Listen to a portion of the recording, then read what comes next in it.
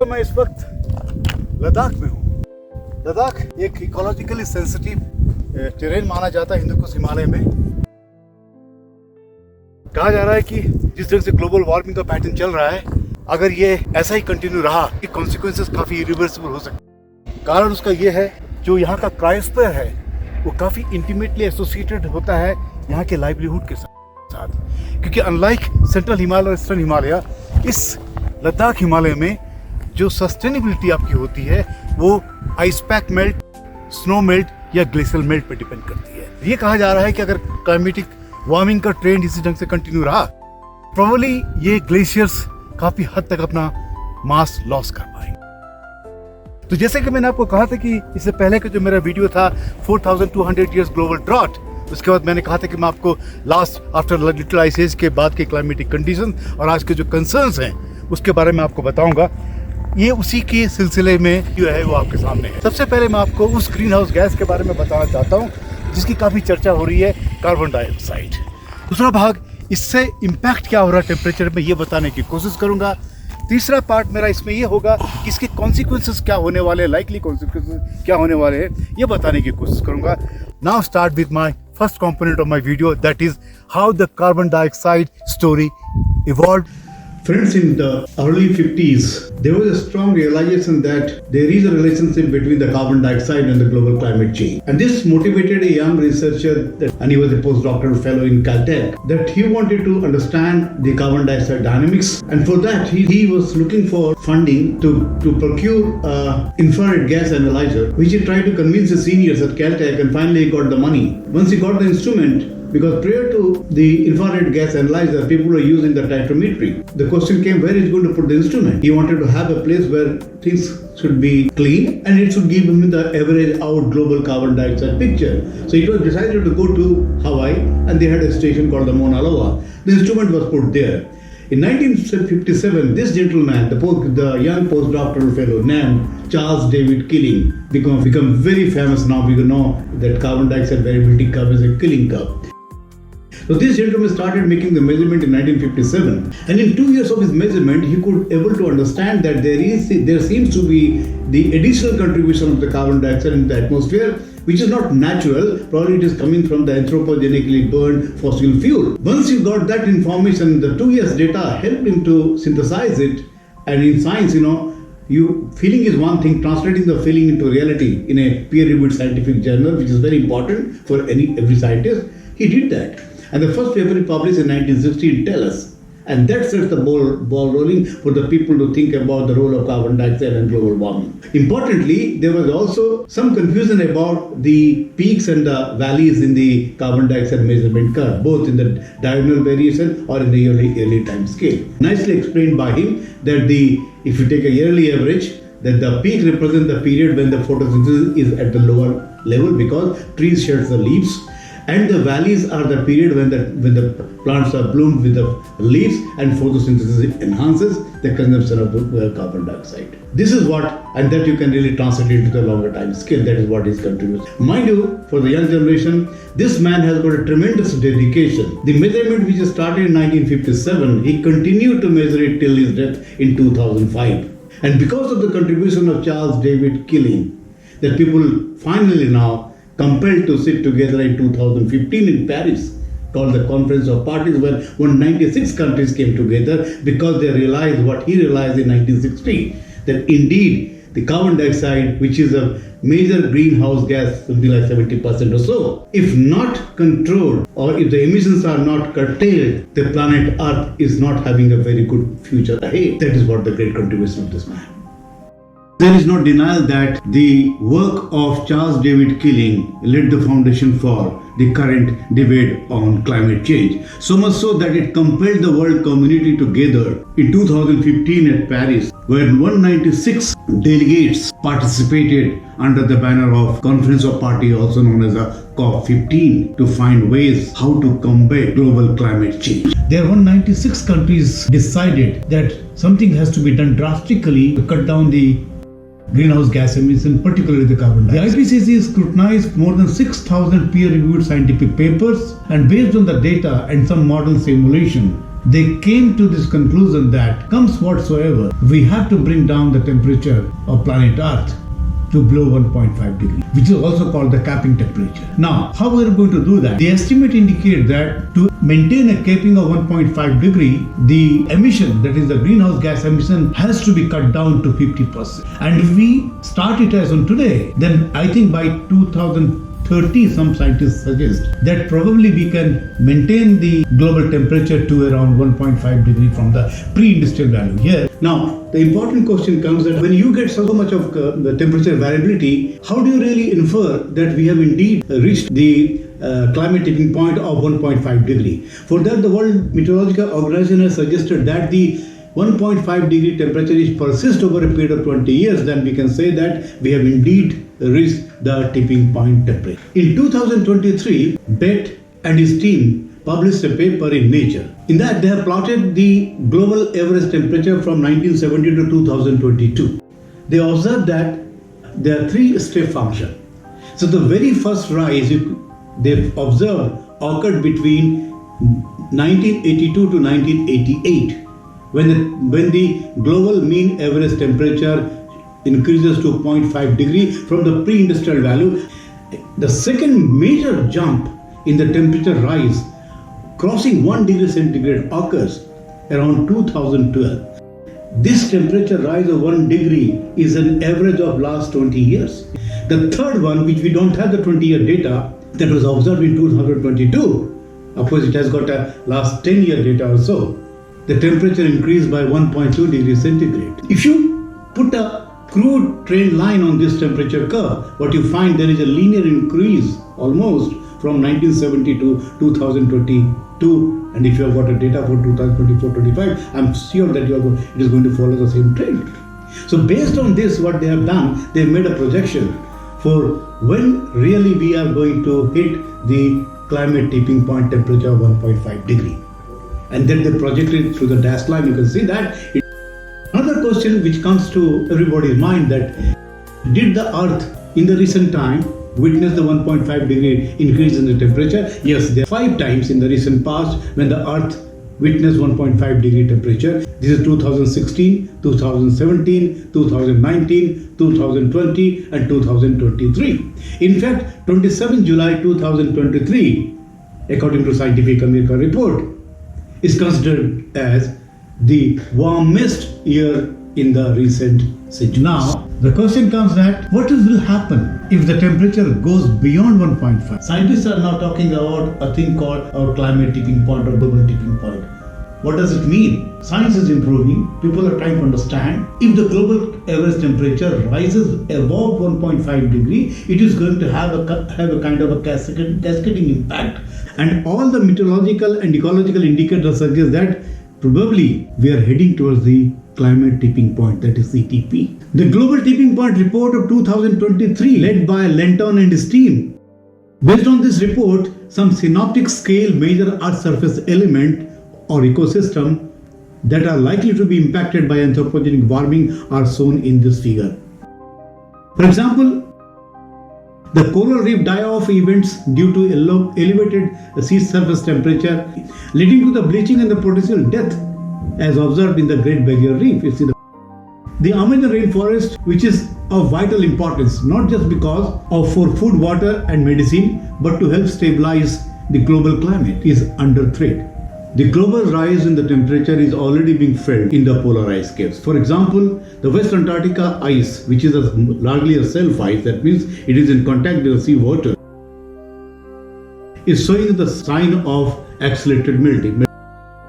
If the West Antarctica ice sheet melts out, it is likely to raise the global sea level by 5 meters. Here it is important to mention that during the last interglacial period, that means around 120,000 years ago, it was the West Antarctica ice which was melted out. As a consequence, the global sea level rose by 5 meters plus. We have also indication of 5 meter plus sea level during the last interglacial from the Indian coast. Similar observations have been made in the Arctic sea ice. The last 30-year data indicate that we are losing the Arctic sea ice at a rate 12% per decade.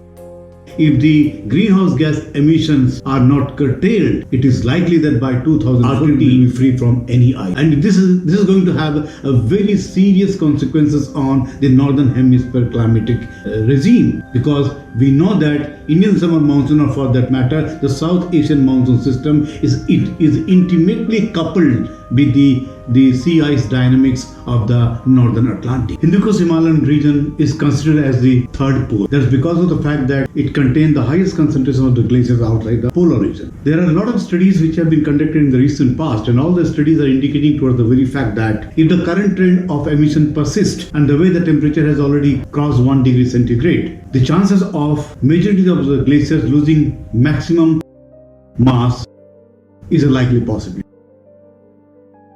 A recent study which was conducted in this region using some model-based calculations and under different emission scenarios indicated that worst affected river valleys are going to become the Indus and the Brahmaputra, because these valleys are dominantly supported by the glacial and ice melt, and these valleys together support around 60 million people. Now, the question is that, do we have any combating strategies for the inhabitants of this region under the climate change scenario? Are we really prepared? I must tell you that one video which I made a couple of months ago from the Ladakh region, you will be surprised to know that from Janskar to Leh to Karakoram, I traveled in all the valleys and talked to a lot of local people. Everybody was concerned because the region is not getting the amount of winter snowfall which you should have been getting.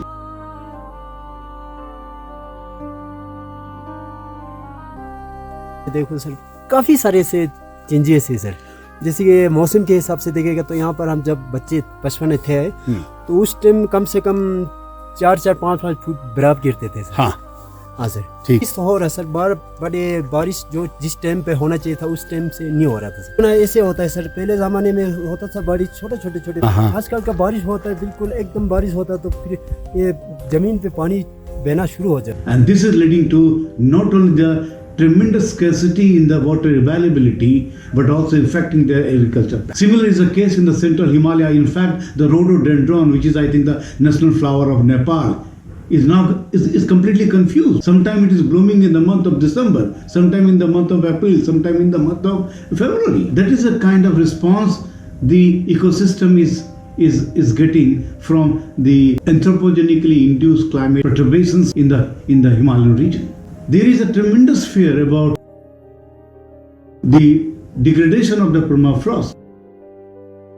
So if the permafrost thawing accelerates, that is the melting of the permafrost, implying that the depth which the permanently frozen ground occurs, if that deepens because of the rise in the air temperature, instability is going to set in because slopes are going to get unstable. The organic matter is going to come in contact with the atmosphere, going to contribute additionally to the greenhouse gas, and the melting of the frozen ice is going to create the lakes, which is called the thermokarst lakes. So in addition with the moraine dam lakes, these lakes are going to enhance the threat perception of the lake outburst flush in the downstream valleys.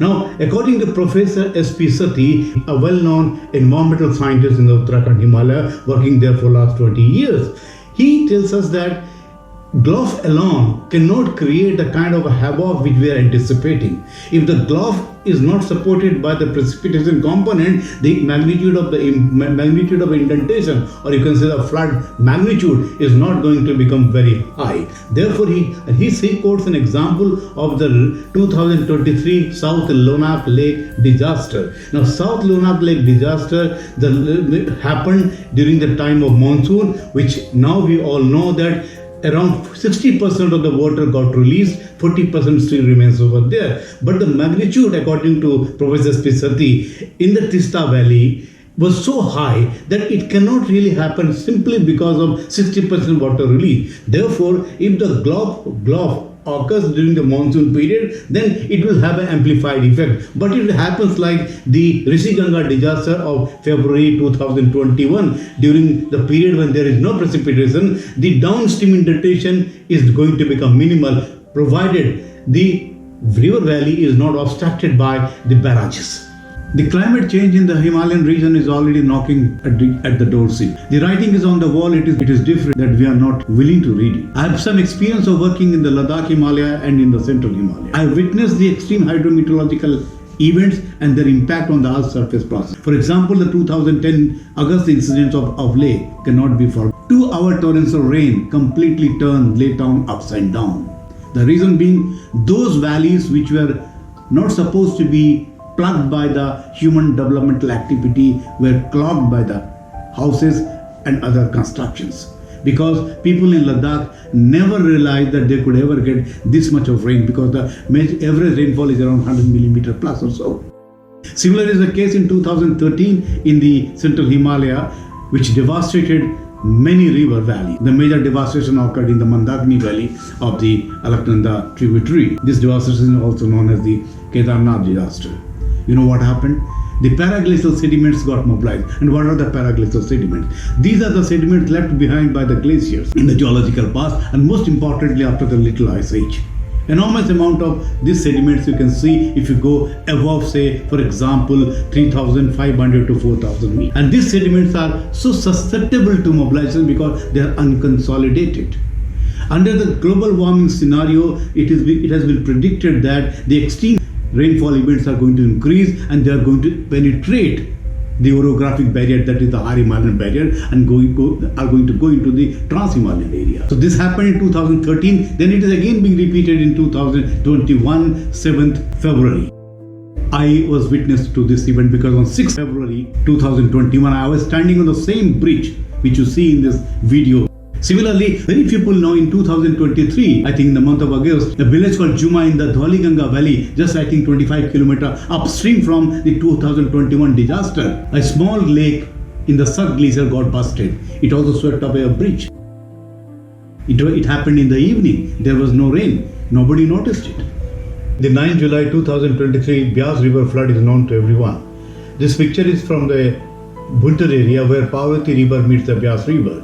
The bridge, according to the local people, was 100 years old, and on 9 July 2023, this bridge was completely swept away, implying that this was the highest flood ever experienced in the Parvati River in the last 100 years, indicating that climate change indeed is impacting the crust.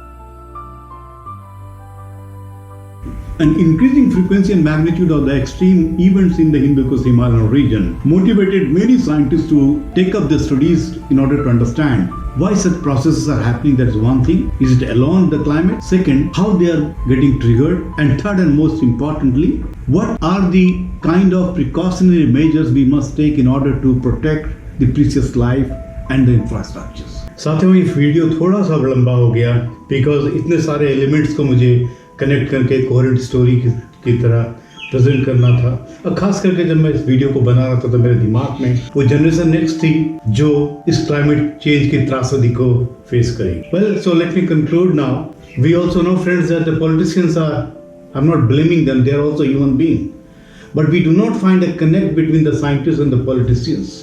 This is certainly gloomy. I am not frightening, but I am really frightening myself. Why we are not really responsive? In fact, this reminds me of a poster which was displayed, I think, somewhere in COP28 or something in Cairo by young teenagers. And the poster says that you will die, it means people like us. We will die of our age. But those teenagers were telling that we will die because of your folly. That is the global warming. And probably this prompted Professor Stephen Hawking way back in 2018 before his death to advise the humanity on planet Earth that please look out for some other planet as a climate refugia, because the way things are going on, certainly this planet is not going to be livable in next 100 years. Friends, thank you very much for taking time out and watching this video, and we look forward for your continuous support. We'll be back soon with our new video. Till then, goodbye.